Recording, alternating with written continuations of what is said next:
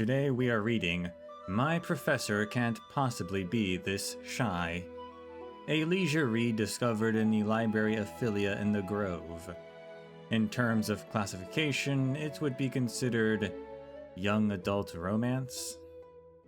This collectible can be found starting from the Library of Philia Space Anchor Inn, Murmuring Woods, Grove of Epiphany. It is given to you near the start of the 3.3 main questline. Sorry I'm late. I used the power of a Cognos bloom to climb over the vines, rushing to the classroom and nervously pulling open the door, only to make eye contact with the person I had an appointment with. The professor, barely over 30, was leaning casually against a stone lectern, loose and relaxed. The scholar's robe gleamed bright in the dim light of the evernight, giving off an almost divine aura. The first class, and already late, looks like someone is eager to meet Thanatos. In other words, this was our first one-on-one lesson, and I just totally blew it from the start. Probably even Circes would have felt embarrassed looking at such a sorry scene. Luckily, I had already come up with a plan. Sorry, Professor, I'll do anything to make it up to you. Anything? Well, please, I hope you'll be lenient. At those words, the professor's face broke into a charming smile.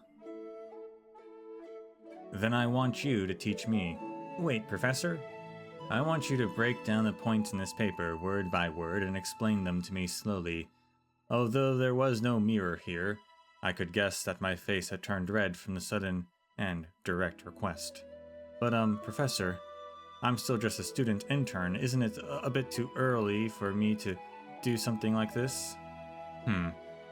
I finally worked up the courage to say it. Do you want me to waste the lesson I prepared, you fool? At least wait until after class. If that's what you prefer, then fine. But don't forget, I still haven't forgiven you. So, what should we study first today? Why don't we peruse this academic journal? I think they recently published a paper on patterns of natural numbers. Sounds good. Come, let's have a look.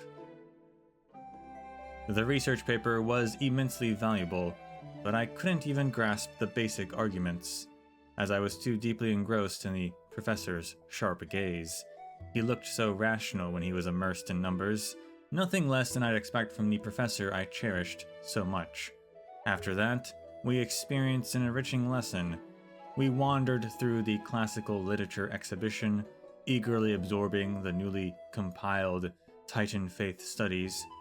Finally, we lingered in the dreams woven by the latest works of the Erythrochromism school, so much so that we completely forgot. The bell signaling curtainfall hour rang, and we looked at each other. Class was over. More than once I had resented time for its seemingly linear flow, yet I remained powerless to interfere with it. The professor looked at me and paused for a moment, as if making some kind of decision, then muttered, "Take out your paper, I'll help you revise it." Really, you mean it? Yes, you are a student I take great pride in.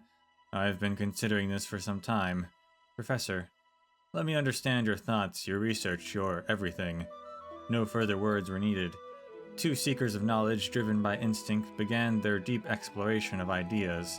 At that moment, we had yet to realize that after this lesson, another name would appear in the acknowledgments of the paper, and in the end, this would be the very spark that led to the founding of our academic symposium.